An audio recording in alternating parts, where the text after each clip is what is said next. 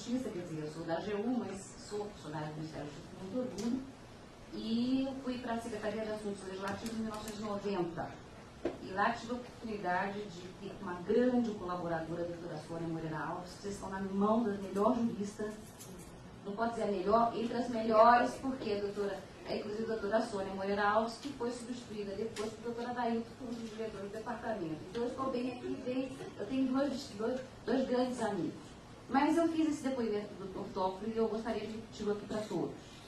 Entre os muitos e muitos projetos de lei, eu até briguei com a doutora Sônia, que vendo o nosso secretário nacional de Segurança Pública adentrar, são histórias que eu ainda vou escrever um livro, que nós criamos o Fundo Nacional de Segurança em 3 dias por determinação do Dr. Zé Gregório. Eu e a doutora Sônia ficamos trancados numa sala, tentando, inclusive, criar um mecanismo de que os estados pudessem até, ao receber o dinheiro, justificar o que estavam fazendo, que isso foi uma questão constitucional que nos foi posta.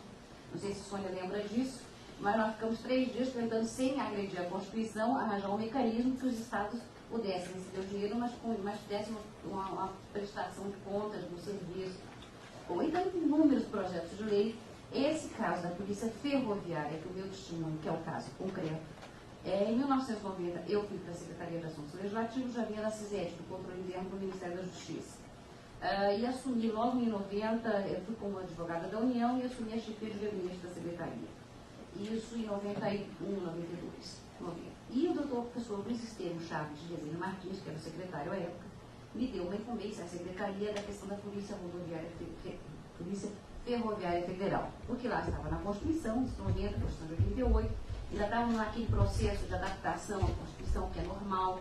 Inclusive, quando nós sabemos, a lei de 1912 aceitava a sessão funcional, depois via a inconstitucionalidade de 31, quer dizer, já depois de uma lei dizendo que podia, quer dizer, a Constituição é um desafio para todos nós. E lá constava a Polícia Ferroviária Federal e a Polícia Rodoviária Federal.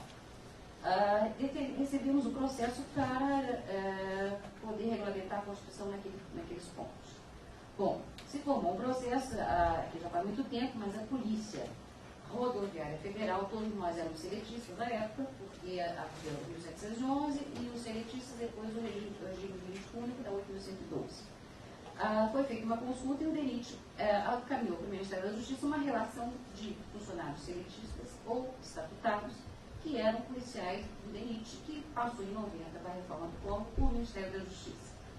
O mesmo processo fizemos para a Polícia Ferroviária, porque nós não nos cabia no Ministério da Justiça, como técnicos somos, para dizer se é importante ou não é importante, está na Constituição, é para ser, a nossa carta é para ser cumprida. E não só como nos interessa, porque muitas vezes as pessoas querem cumprir o que não interessa, e quando não interessa, não querem isso.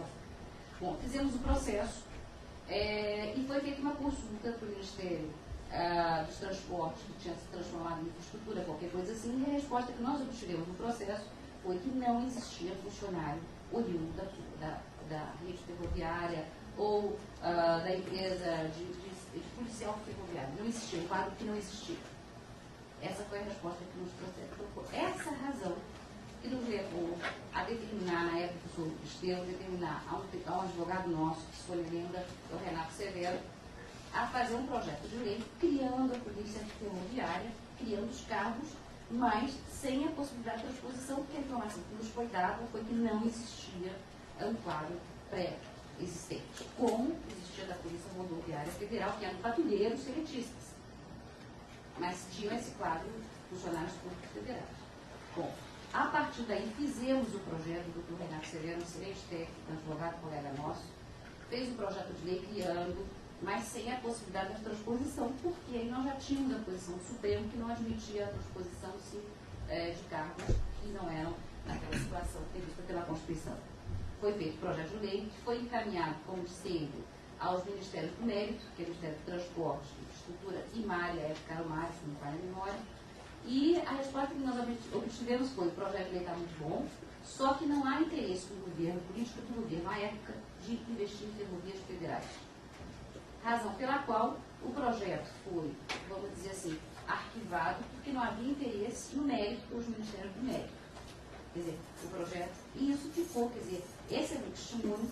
Depois, agora eu estou como assessora do deputado Marcelo Tagiba, que é deputado federal, mas que é delegado federal, é muito amigo do Miguel Reale, que é, vamos dizer assim, meu grande paradigma. Eu tive a honra de ser vice-ministra da Justiça, e a doutora Sônia ficou carregando a Secretaria de Assuntos Legislativos me ajudando, e pediu que eu desse esse apoio ao deputado Marcelo Tagibo, porque ele queria fazer um primeiro mandato realmente diferenciado, etc, etc.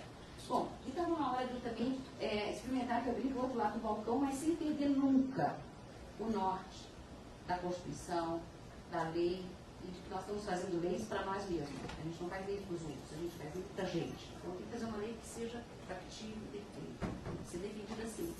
Mas eu quis dar esse depoimento que, ao saber que existia essa lista, existiam funcionários, e que houve uma má-fé, pelo que eu soube, de não ser encaminhada essa lista pré-existente. Eu acho que isso é que a gente talvez tem que se debruçar, o Ministério da Justiça hoje, essa lista, quem eram, que estão recebendo. Bom, mas essa discussão depois vai continuar. Quer dizer, isso foi negado, essa informação, e eu não podia deixar de dar esse meu testemunho para começo da conversa, que é onde eu posso dizer como secretária. E teremos a oportunidade, doutora, espero, depois comentar mais por uma questão do projeto em si. Então, essas minhas palavras, eu quero agradecer a todos.